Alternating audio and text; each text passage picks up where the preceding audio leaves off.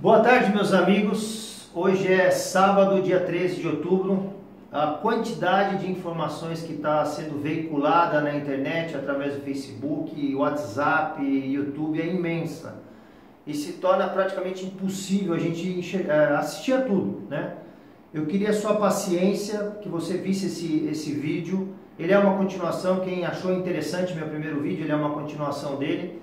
Vai ter aí entre 8 e 10 minutos. E eu pretendo, pelo menos uma vez por semana, ir colocando algumas considerações sobre o processo que está ocorrendo no nosso país, eleitoral, e principalmente juntando até informações que têm chegado. A gente começa a discutir, muita gente, até por conta dos vídeos, começa a mandar informações, mandar preocupações, né, pedir sugestões, enfim, construir algum tipo de conhecimento. Peço sua paciência. Eu pretendo colocar um vídeo por semana, alguma coisa aí conforme o processo for caminhando no YouTube. Se você tem interesse, se inscreve no meu canal, fica mais fácil, porque por WhatsApp, por Facebook está muito difícil, a gente não tem condição, é uma quantidade imensa de informação. Eu vou falar sobre isso no final também.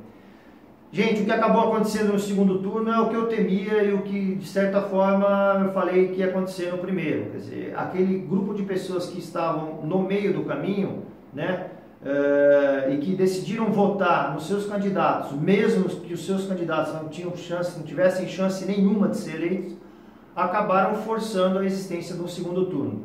Isso é muito interessante, é bom para o sistema democrático, porém perigoso, e a gente tem que ficar alerta com relação a isso.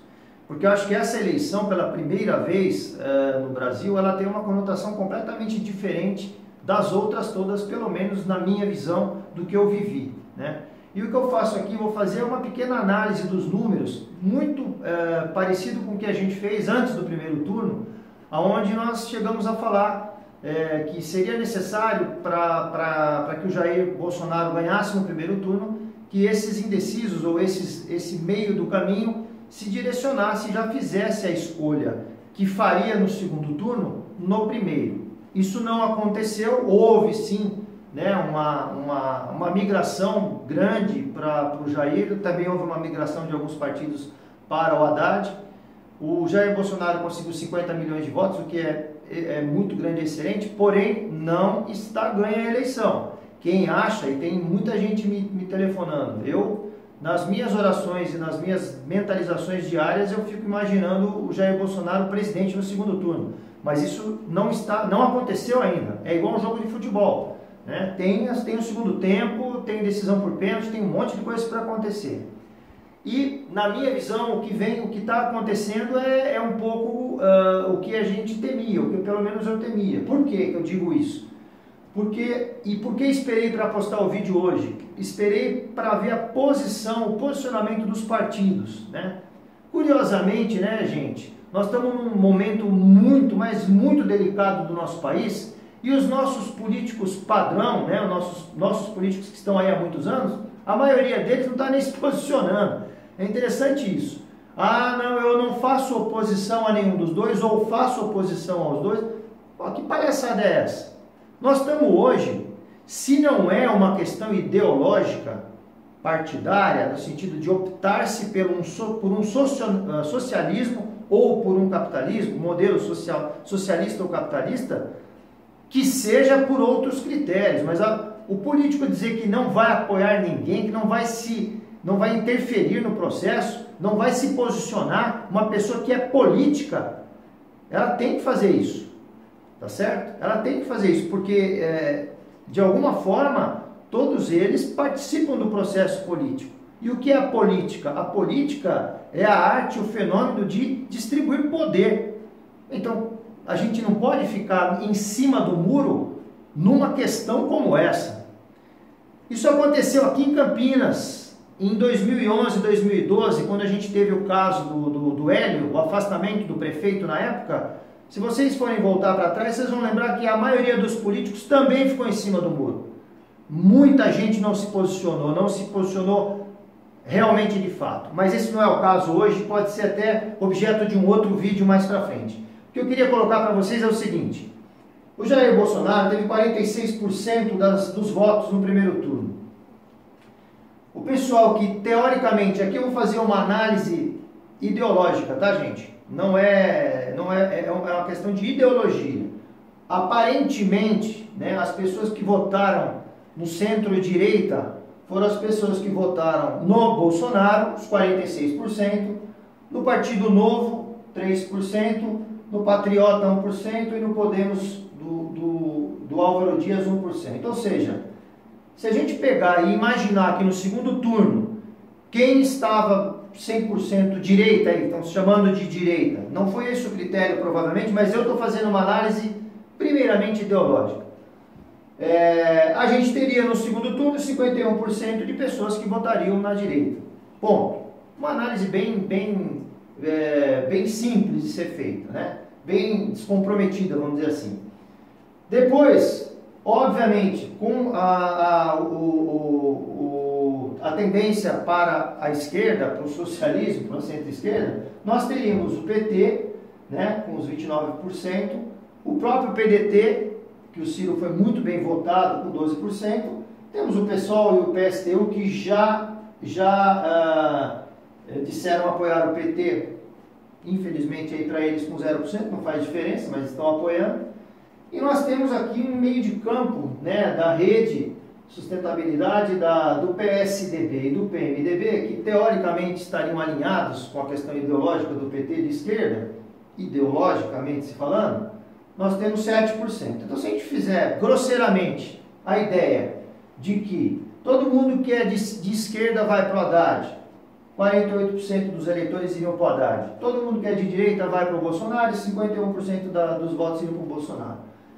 Isto daqui, gente, na minha opinião, tudo que nós temíamos. Uma eleição onde metade da população vai votar em um candidato e a outra metade vai votar no outro. Todo mundo está perguntando e uma grande quantidade de pessoas afirma que não há condição de haver fraude na eleição, outra grande quantidade de pessoas afirma que há condição de haver fraude.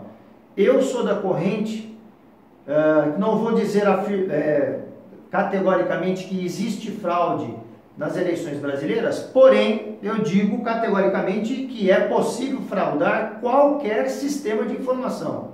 Qualquer sistema de informação, eu trabalho com isso, né, com tecnologia. E qualquer um que trabalhe com tecnologia, tire de lado a questão ideológica e pergunte para qualquer engenheiro, para qualquer pessoa que trabalha com tecnologia, escuta, é possível fraudar um sistema de informação, um programa de computador? Qualquer um vai te dizer, lógico que é. Existem sistemas com mais capacidade de segurança, outros com menos. Existem empresas hoje estruturadas no mundo que passam o dia inteiro trabalhando segurança e gente passa o dia inteiro tentando fraudar.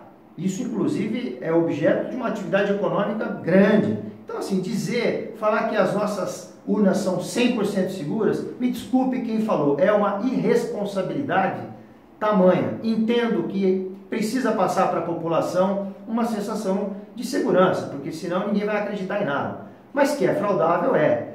E eu entendo que uma eleição, né, você fraudar, por exemplo, se o Jair Bolsonaro tivesse 70% das intenções de votos e o Haddad 30%, falar que o PT vai pegar e vai fraudar 20%, 30% das eleições para fazer o Haddad ganhar, é muito difícil. Isso aí realmente também seria uma ficção.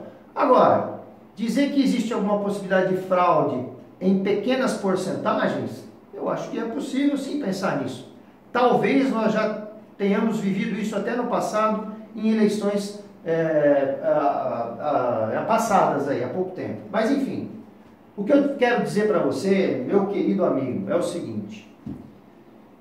Da forma como está hoje, está claro, né? Fiz a divisão aqui ideologicamente. Mas eu vou pensar de uma outra forma. Eu não vou pensar em esquerda e direita. Eu vou pensar em gente que quer acabar com a corrupção, gente honesta e gente que quer manter a corrupção.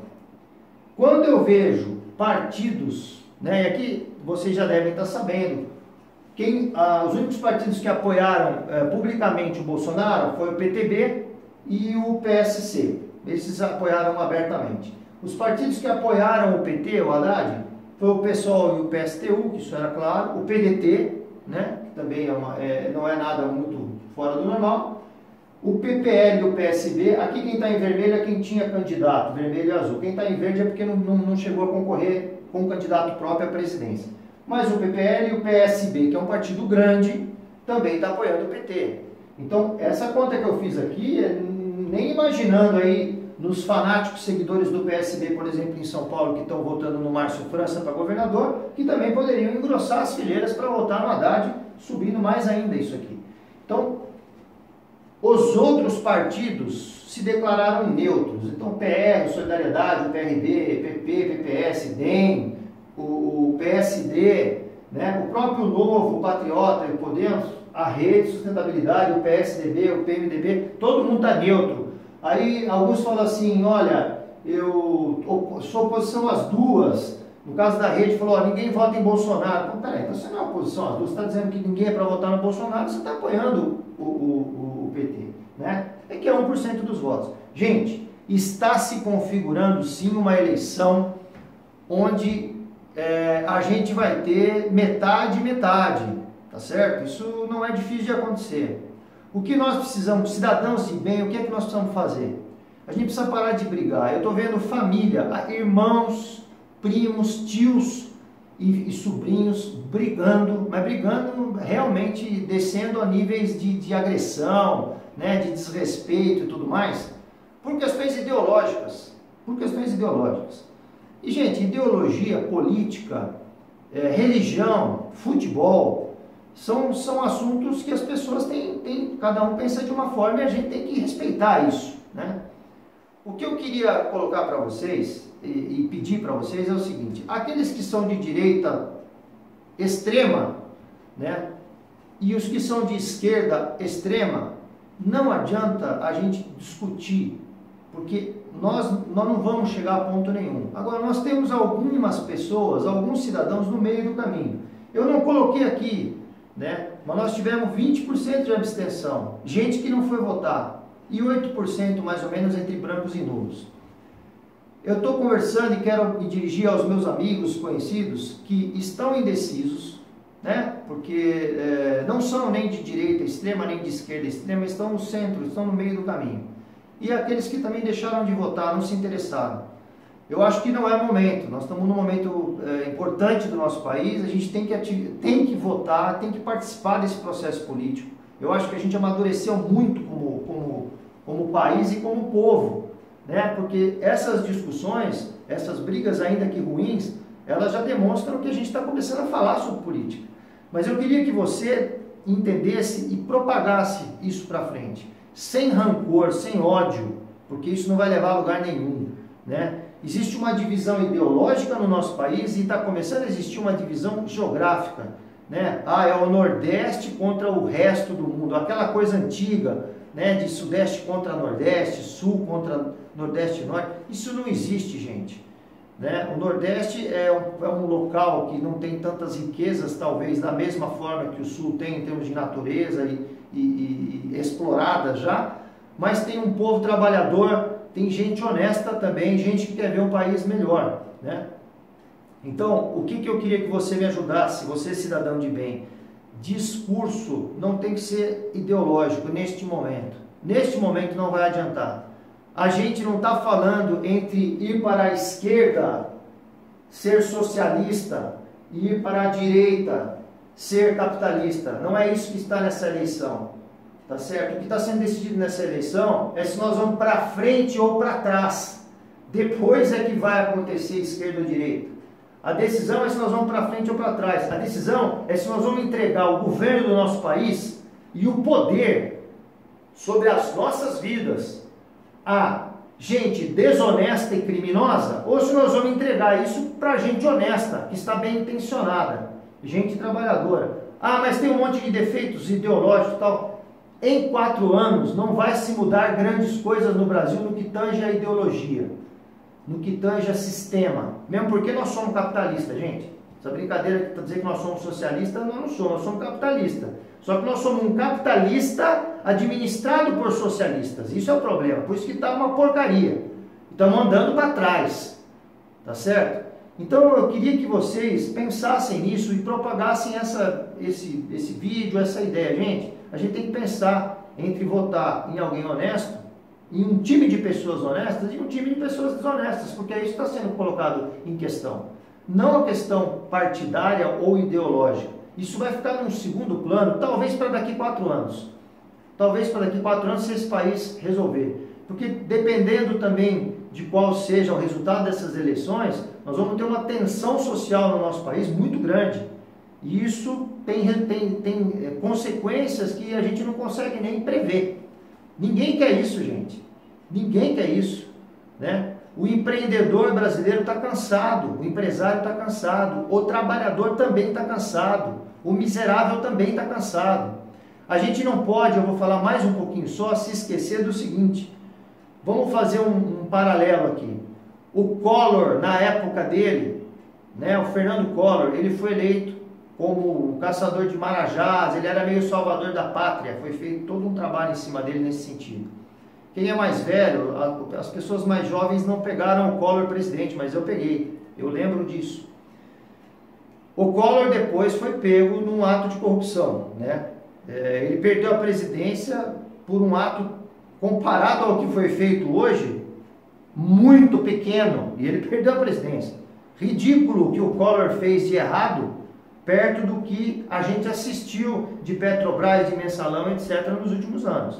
É ridículo, mas ele saiu, perdeu o governo, perdeu a presidência. Só que o Collor abriu